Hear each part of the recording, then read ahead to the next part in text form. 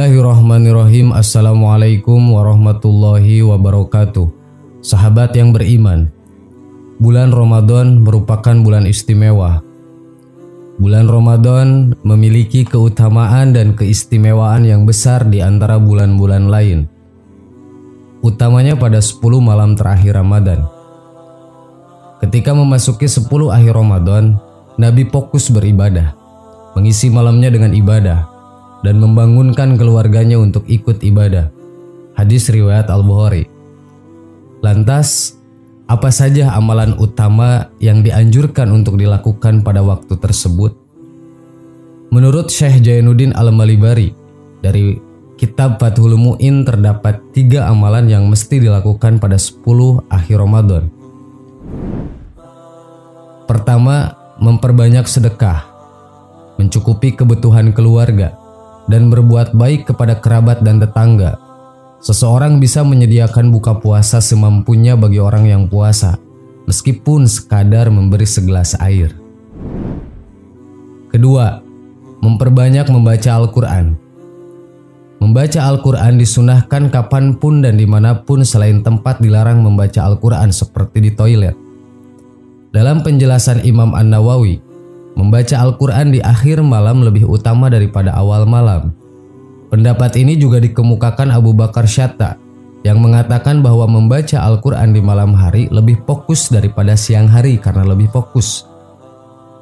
Sementara itu, membaca Al-Quran yang paling baik di siang hari adalah setelah sholat subuh. Ketiga, memperbanyak i'tikaf. Hal ini sesuai dengan kebiasaan Rasulullah yang meningkatkan ibadah dengan cara beriktikaf di masjid pada 10 akhir Ramadan. Amalan Rasulullah di 10 malam terakhir Ramadan, dalam tulisan Amalan Rasulullah pada 10 malam terakhir Ramadan dijelaskan bahwa Rasulullah melakukan ibadah yang dilakukan khusus pada malam-malam tersebut. Pertama, menghidupkan malam-malam Ramadan. Hal ini sebagaimana dijelaskan dalam Sahih Muslim. Aisyah meriwayatkan, "Aku selalu menyaksikan beliau beribadah selama Ramadan hingga menjelang subuh." Kedua, Rasulullah SAW selalu membangunkan keluarganya untuk sholat malam di malam 10 terakhir bulan Ramadan. Hadis Abi Dzar menggambarkan hal ini dengan jelas, bahwasannya Rasulullah SAW beserta keluarganya bangun untuk beribadah pada malam 23, 25, 27, khususnya pada malam 29. Ketiga, Rasulullah mengencangkan ikat pinggang dalam arti menghindari tempat tidur pada 10 malam terakhir Ramadan. Hal ini bersandar pada hadis Rasulullah SAW ketika memasuki 10 terakhir malam Ramadan, beliau mengencangkan ikat pinggangnya, menghidupkan atau beribadah malam itu dan membangunkan keluarganya. Keempat, Rasulullah SAW pernah menyambung puasa tanpa berbuka hingga maghrib yang akan datang atau disebut puasa wisol pada 1 malam dari 10 malam terakhir Ramadan. Namun puasa wisol tidak dianjurkan untuk ditiru oleh pengikutnya. Kelima, Rasul SAW mandi dan membersihkan diri dan memakai wangi-wangian menjelang Isya selama 10 hari terakhir Ramadan dengan harapan memperoleh Lailatul Qadar. Keenam, Rasulullah SAW selalu beriktikaf di 10 malam terakhir. Doa akhir Ramadan yang dipanjatkan Rasulullah SAW. Bismillahirrahmanirrahim. Allahumma la taj'al'u akhiral akhdi min syiyamina iyyahu fa in ja'altahu faj'alni marhuman wa la taj'alni mahruman. Artinya, ya Allah, janganlah engkau jadikan bulan Ramadan ini bulan Ramadan terakhir dalam hidupku. Jika engkau menjadikannya sebagai Ramadan terakhir bagiku, maka jadikanlah aku sebagai orang yang engkau sayangi dan jangan jadikan aku orang yang engkau murkai. Selain doa tadi, seorang muslim juga perlu mengamalkan doa berikut di akhir Ramadan agar amal ibadah puasanya diterima Allah Subhanahu wa taala. Bismillahirrahmanirrahim. Allahumma ij'al syiyami fihi bisyukri wa qabuli ala ma tardahu wa yardahu rasulu muhtaman furu'uhu bil usuli bihaqqi Sayyidina Muhammadin wa ala alihi ala takhrini walhamdulillahi rabbil alamin. Artinya, ya Allah, terimalah puasaku di bulan ini dengan rasa syukur Jadikanlah puasaku ini mendatangkan keridhoan-Mu dan keridhoan para Rasul-Mu. Engkau kuatkanlah furu atau cabang-cabangnya dan usul atau pokok-pokoknya. Demi kebenaran junjungan kami Muhammad SAW beserta keluarganya yang suci. Segala puji bagimu ya Allah, Tuhan semesta alam. Allahumma innaka afuwun karimun tuhibbul afwa fa'fu anni ya karim.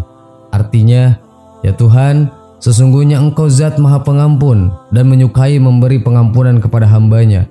Maka ampunilah kesalahan kami, wahai zat yang maha mulia.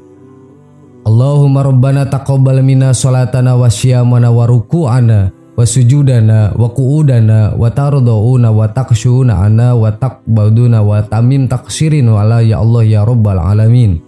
Artinya, ya Allah, terimalah sholat kami, puasa kami, ruku kami, sujud kami, duduk rebah kami, kerendah dirian kami, kekhusyuan kami, pengabdian kami, dan sempurnakanlah apa yang kami lakukan selama kami menunaikan sholat ya Allah, Tuhan seru sekalian alam. Wallahu alam. Sahabat yang beriman, itulah amalan 10 malam terakhir di bulan Ramadan yang sering dilakukan oleh Rasulullah SAW. Semoga kita bisa mengikuti ibadah yang sudah Rasul contohkan. Amin. Assalamualaikum warahmatullahi wabarakatuh. Bismillahirrahmanirrahim. Assalamualaikum warahmatullahi wabarakatuh. Sahabat yang beriman, manusia tidak akan pernah luput dari salah dan dosa. Begitu pula dalam melakukan hal-hal yang memang berkaitan dengan keimanan, yang tadinya ingin meningkatkan kualitas iman, tapi karena mudahnya manusia itu untuk terperangkap ke jalan yang salah, maka malah kita mendapatkan kerusakan pada iman. Itulah hal yang paling berat dalam hidup kita. Hanya saja Allah Subhanahu wa Ta'ala telah memberikan keringanan bagi setiap hambanya. Bila kita khilaf melakukan perkara yang dilarang oleh Allah, Allah Subhanahu wa Ta'ala telah mempersiapkan penebusannya. Berikut ada 3 penebus jikalau sampai terjadi khilaf. Pertama, menyempurnakan wudhu ketika hawa sangat dingin. Artinya, seseorang yang dengan gigih melawan rasa dingin demi mengambil air wudhu yang akan dipergunakannya untuk beribadah, menunjukkan kegigihannya mengedepankan pengabdian kepada Allah mengalahkan kepentingannya sendiri. Bahkan rasa dingin yang menusuk tulangnya itu sama sekali tidak diindahkannya. Kedua, melangkahkan kaki untuk sholat berjamaah. Artinya, menyengaja dengan niat penuh melaksanakan sholat jamaah. Sesungguhnya sholat jamaah itu keutamaannya 27 kali dibanding dengan sholat sendiri. Begitu pentingnya posisi sholat berjamaah hingga Allah menjanjikan fadilah yang sangat tinggi. Karena sholat berjamaah yang pada dasarnya merupakan urusannya dengan Allah ternyata mengandung hikmah yang sangat luas. Di antaranya dengan sholat berjamaah seseorang akan berjumpa dengan sesama muslim lain yang memungkinkan terjalinnya silaturahmi antar mereka. Selain itu, sholat berjamaah juga dapat menjadi tanda syiar dan kokoh agama Islam, sehingga pemeluk agama lain akan merasa kagum dengan solidaritas dan ketaatan umat muslim yang selalu berkumpul 5 kali dalam sehari. Ketiga, sengaja menunggu waktu sholat ketika telah usai melaksanakan sholat. Dan yang terakhir adalah menunggu waktu sholat tiba setelah melakukan sholat. Maksudnya adalah ketika seseorang usai dengan sholat maghrib, lalu tidak menggeser diri dari masjid atau musola dengan tujuan menunggu sholat isya, maka itu adalah bukti pengorbanan seseorang untuk mengutamakan urusan ibadah di atas urusan lainnya. Artinya dengan menunggu waktu sholat selanjutnya, seseorang berarti menghentikan kegiatan lainnya dan segala urusannya hanya untuk menghadapkan kepada Allah Subhanahu wa Ta'ala. Sahabat yang beriman, sebesar-besarnya dosa manusia apabila dia mau bersungguh-sungguh untuk bertaubat nasuha kepada Allah, maka Allah Ta'ala pasti akan mengampuni dosa-dosa yang telah diperbuatnya. Dan semoga Allah Ta'ala tidak henti-hentinya mencurahkan rahmat serta salamnya kepada kita semua. Amin. Wallahu a'lam. Wassalamualaikum warahmatullahi wabarakatuh.